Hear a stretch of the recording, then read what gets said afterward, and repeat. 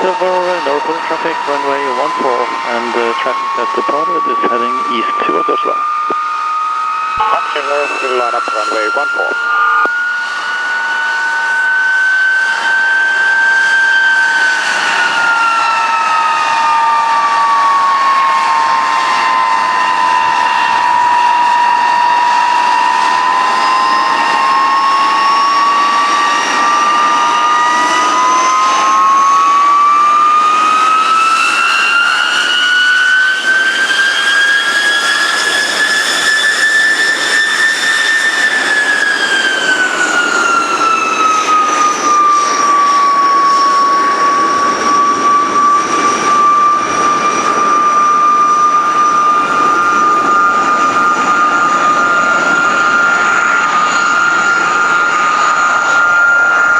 Disse to flymaskinene jo begge Vampire, men de likevel ikke helt identiske.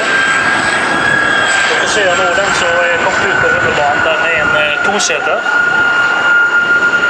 Og den som kommer bakerst, så han Martin Tesli flyr, da en enseters Vampire.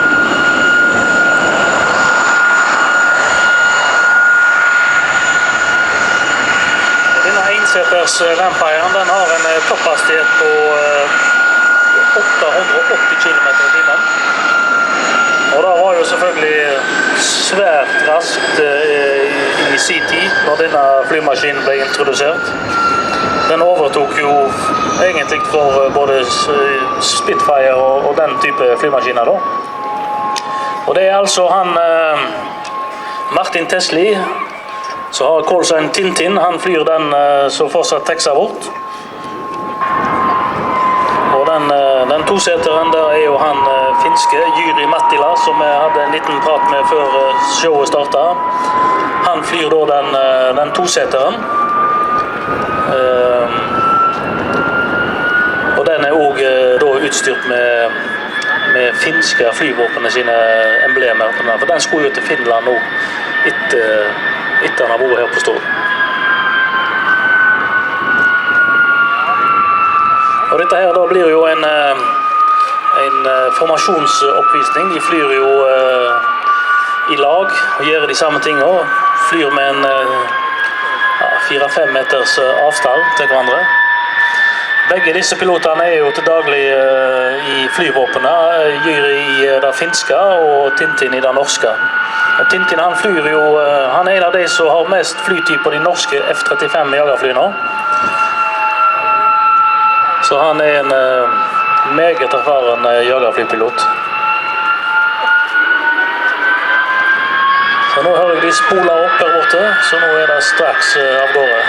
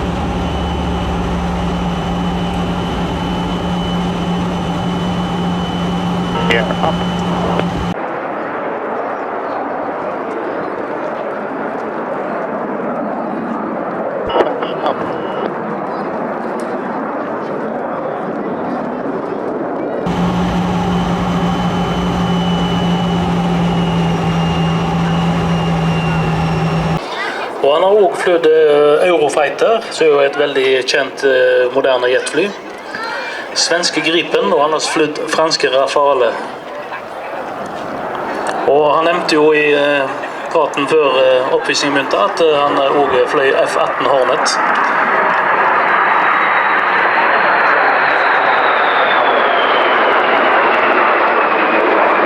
Det finske flyvåpenet hadde jo også Vampire som sitt første jagerfly da på 50-tallet.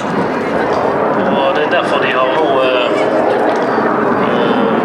lagt på finske flyvåpene sine emblemer på denne flymaskinen, for nå skal den kan være i Finland i perioder og vise seg fram på forskjellige flystevner der.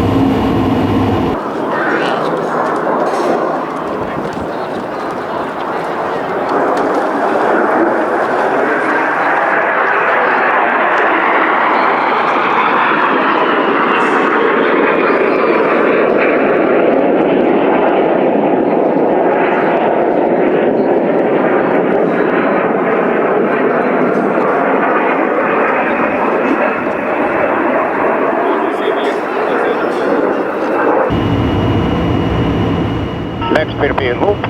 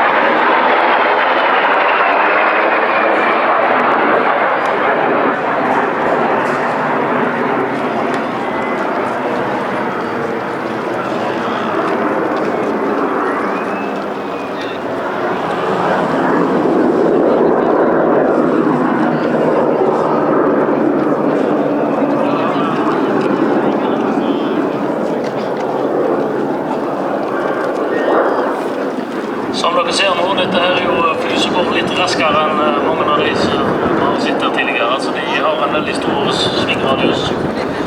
Og nettopp var de oppe i drøye 5000 fot før de svingte og kom tilbake. Left brake, go.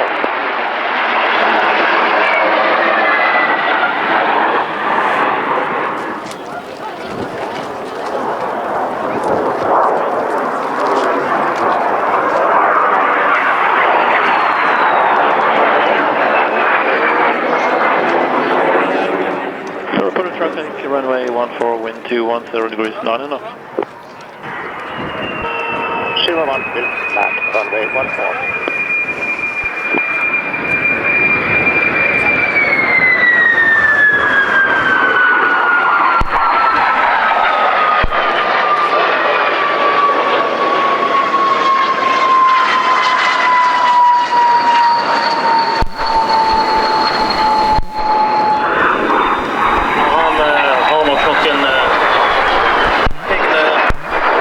Ting han skal gjøre nå.